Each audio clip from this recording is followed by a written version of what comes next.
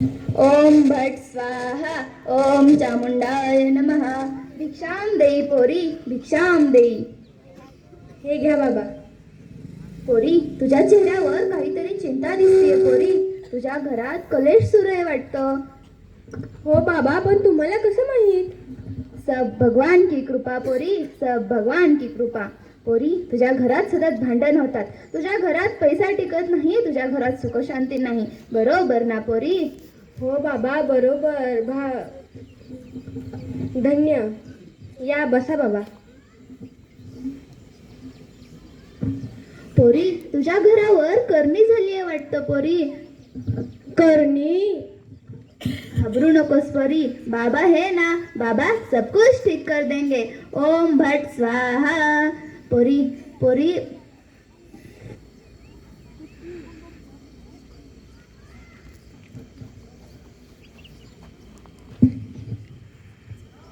सखू, अगं सखू, हे कोण आहे? अगं, हे बाबा आहे. कशासाठी आले? अगं, आमच्या घरावर कोणी करणी केली.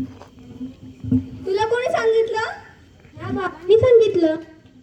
बाबा धन्य हो, बाबा धन्य हो. बाबा, आमच्या घरातही पैसा नांदत नाही, सुख शांती नांदत नाही. पैसा अडका आला तरी टिकत नाही. आता तुम्हीच काहीतरी उपाय सांगा. काळजी करू नको पोरी. बाबा है ना, बाबा सब कुछ ठीक कर देंगे. ओम भट स्वाहा. पोरी थांब, आधी या पोरीचं बघू, नंतर तुझं बघू. पोरी पोरी मला भूतात की दिसतीये पोरी. पोरी मला भूतात की दिसतीये. पोरी तुला एक पोरी, 2 कोंबड्या, 2 बकरी आणि 21 भाकरी घेऊन तयार. आपण तुझ्या घरावरची करणी कायमची दूर करून टाकू. तुझ्या घरावरची करणी कायमची दूर करून टाकू. थांब पोरी, तुला मी एक दाखवतो. काय बाबा?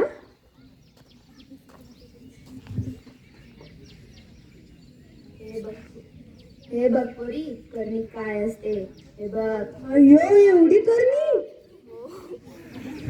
हो, तुझ्या घरावरची करणी करण्याची जबाबदारी आता बाबांची झाली. बाबा सब कुछ ठीक कर देंगे. ओम भट स्वाहा. थांब पोरी थांब, मी तुला भूतात की दाखवतो. हे बघ पोरी, हा नारळ आहे. हा. ओम भीम क्लीम चामुंडाय नमः. ओम भीम क्लीम चामुंडाय नमः. अय्यो, एवढी करणी? पोरी घाबरू नकोस. मी तुला सांगितलेलं लक्षात आहे ना? 2 कोंबड्या, 2 बकरी आणि 25 भाकरी. थांब, 25,000 रुपये घेऊन तयार राहा. बाबा, पण एवढं मी कसं आणू? आणि एवढ्या कमी वेळेत? आता नाही, पुढच्या शनिवारी रात्री 12 वाजता नदीच्या किनाऱ्यावर. बाबा तुझी करणी काची घालून टाकतील. हो बाबा, मी सगळं घेऊन येते, पण माझ्या घरावरची करणी केली पाहिजे बघा. होय होय, सगळं ठीक होईल.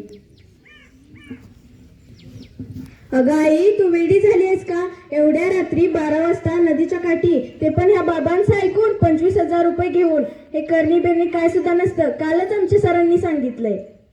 अगं, तुला काय माहित? तू ग बस. ए, तू शांत बस ग. तू पण शानी, तुझी शाळा पण शानी. 4 बुकं शिकली म्हणून स्वतःला शानी समजायला लागली काय? सखू, तू तुझ्या मुलीला असं शिकवलंय? ए, जा ग, अभ्यास करत बस.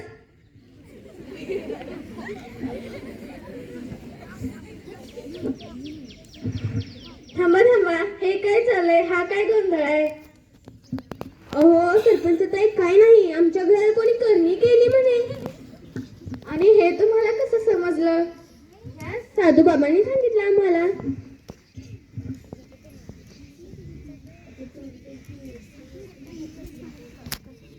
तुला? अहो, त्यांनी लिंबू कापून लावला, त्यात तो लिंबू लाल निघाला. अगं, हे तर सायन्स आहे, तर आपण पण करू शकतो. थांबा, मी करून दाखवते.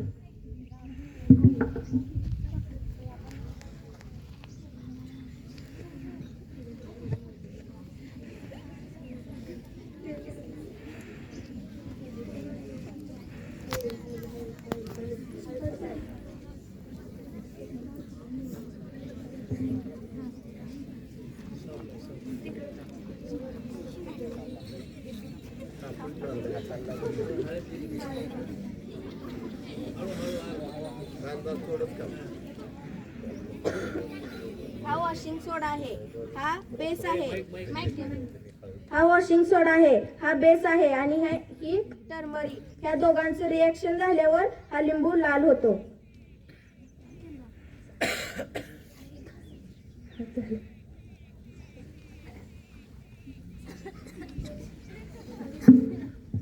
अगं पण या नारळात केस कशी निघाली? नारळाला 3 डोळे असतात हे तर तुम्हाला माहीतच आहे.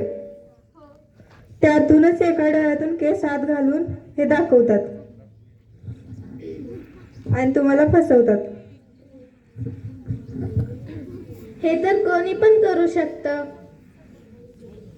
एवढ्या विज्ञानाच्या जगात तुम्ही असल्या भोंदू बाबांवर कसा विश्वास ठेवू शकता?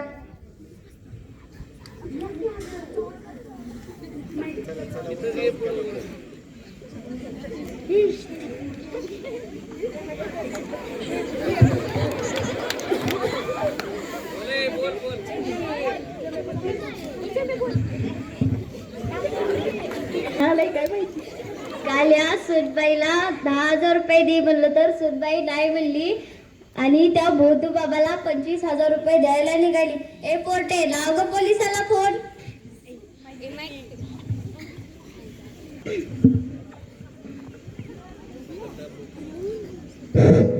हॅलो हॅलो, आमच्या इथे ना एक अमुक बाबा आलता, त्याने तमुक केलं, त्याला येऊन अरेस्ट करा. थांबा आम्ही येत आहोत.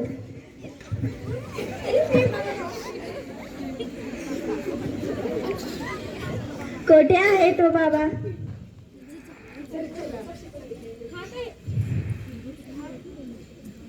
हा काय येते आहे, पकडा याला. तुम्ही अशा गोष्टींवर विश्वासच कसा ठेवला? आजच्या विज्ञान युगात असल्या भोंदू बाबावर इथून पुढे विश्वास ठेवू नका. आम्ही याला घेऊन जात आहोत. हो जावा.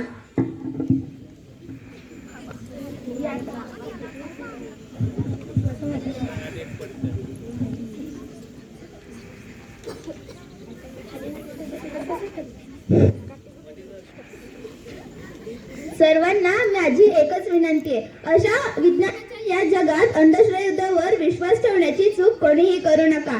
आपल्या गावोगावी येऊन आपल्या शिक्षणाची प्रगती थोडी कमी आहे म्हणून असे भोंदू बाबा कोणी करणी केली वगैरे सांगून आपल्याला फसवतात. तर प्रत्येकाला माझी विनंती आहे की जरा वैज्ञानिक दृष्टिकोन ठेवा, अंधश्रद्धेवर अविश्वास दाखवा.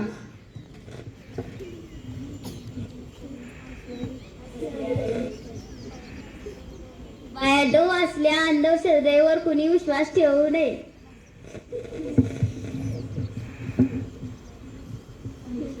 अंधश्रद्धेवर अविश्वास